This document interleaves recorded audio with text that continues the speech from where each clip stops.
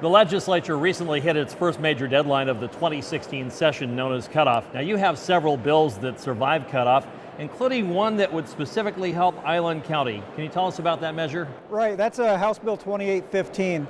And this bill was brought to me by our local county commissioners when Skagit County voted to remove themselves from an agreement that they had with Island County to remove Skagit County from the Regional Transit Planning Organization.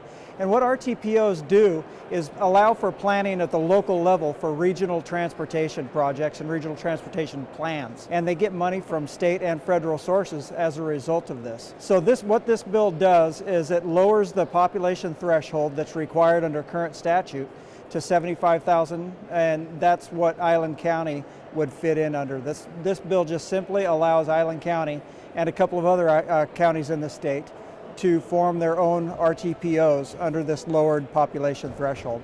So it's a good bill for Island County and allows us locally to plan for our transportation needs, which get complicated by the fact that Island County is so unique, having two separate islands that have no contiguous way to get to the other island without going through either Skagit or Snohomish County.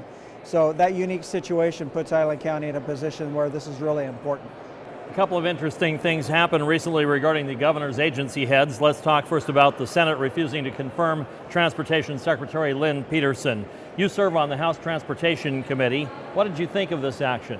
I agreed with the Senate's action, and I understand where they were coming from. What we really need in our transportation system, and really in all state agencies, is transparency and accountability. And that action that the Senate took last week was really all about accountability. You know, we had some major failures within our transportation department over the past few years, and we need to have accountability from the very top. You know, some of those issues that came up was the cost overruns on the 520 bridge, I-405 transit lane or HOV lane issues, and the issues with the good-to-go passes and overcharging our citizens for that. So, and there just seemed to be a lack of accountability at the top, and I thought that action was necessary. In your private occupation, you serve as a law enforcement officer. In the House, you're assistant ranking member of the House Public Safety Committee. So what's your reaction to the resignation of Department of Corrections Secretary Dan Pacholke? So I really thought that Mr. Pacholke took the right action. You know, in that particular situation, here just a moment ago, we talked about that transparency and accountability that's necessary.